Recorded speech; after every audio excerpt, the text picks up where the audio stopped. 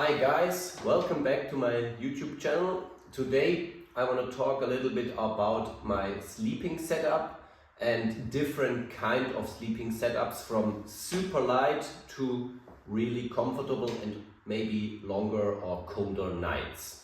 So let's get started. I packed all my stuff here. So I have a tent, different kind of sleeping mattresses, different kind of sleeping bags, and one other option which you can see here. So I will talk you through the different kind of setups, and you can make up your mind what will maybe suit you the best for your bikepacking adventure or long distance race. Okay, this is a pretty common tent, the Big Agnes. So maybe you have already your favorite tent. I don't want to go into details with the tent, but just to give you a little idea, this tent, it's quite comfortable and still pretty light, one of the lightest ones with all the poles. It's a freestanding tent, so it's not super light, but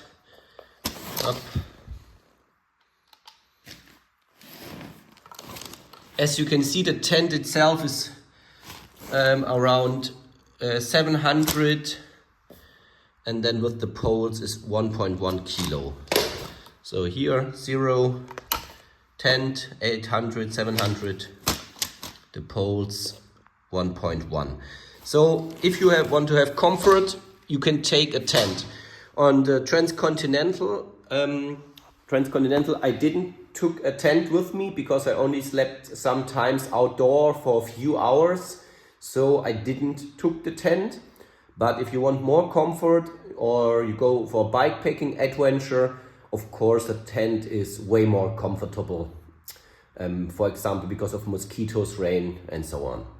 Okay, the next point, big differences you can see here, is the sleeping mattress, inflatable mattress. This is one of the smallest ones from Raab, and you can see it's really small, 360 grams, no big isolation. So if it's cold or really cold outside, this is not a really comfortable option. It's still pretty thick, around 8 centimeters. This one, the Etherlight XT, super comfortable. It's not so much more heavy, but much bigger, 540 grams. And you can see it took a lot more space. This one you can use all year. It's 10 centimeters isolated, so also for colder nights, that's perfect. If you want a real light setup, that's not the best option. You will need something like this really small one. So now I'm coming to a really interesting point. It's the sleeping bag. This one is a super light down one, 450 gram, or with the bag 520 gram. You can only use this in summer. But if you can see, like you can see here, this one is much warmer, and still the size is not a huge difference. You can pack this maybe a little bit more together, but this is like around 10 degrees. It's still comfortable in the night, and this one is around 700 grams. So between these two are 200 grams, but not so much packing space. Both down sleeping bags. Now I want to show you a super light option, which I think is also working.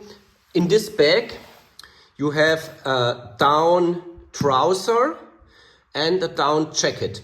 So if you want to take a down jacket with you, you have that already in your gear. Then you can only add the down trousers and have a really light sleeping setup, which you can use in the summer or for a bikepacking or ultra cycling race where you don't want to sleep the whole night, or only for a few hours. If you see from the size, this is not packed down perfectly, but it ends up more or less like a sleeping bag. The weight is around the same 630 grams. So if you open this, you can see what I got in there. Like I said, it's one down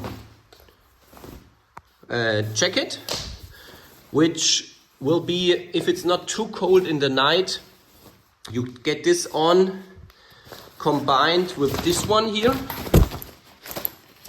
This is a down trouser, which will be okay for a night for 4 or 5 hours of sleep. This will be warm enough. You can combine it, of course, with maybe a light trouser, like this. And of course you put on some socks or maybe 2 pairs of socks. And if you put only this stuff on the scale, the trouser,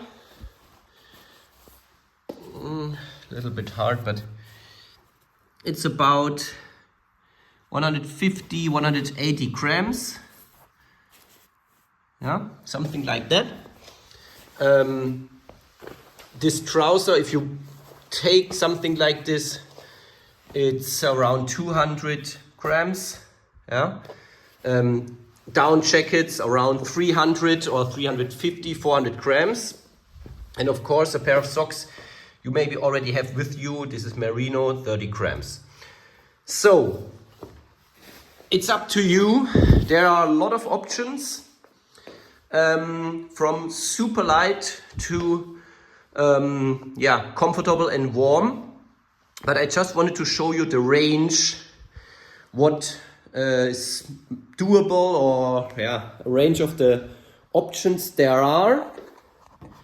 And I hope you got some ideas about your setup. It's also a lot of personal feeling, what is comfortable for you, what is too cold, what is okay.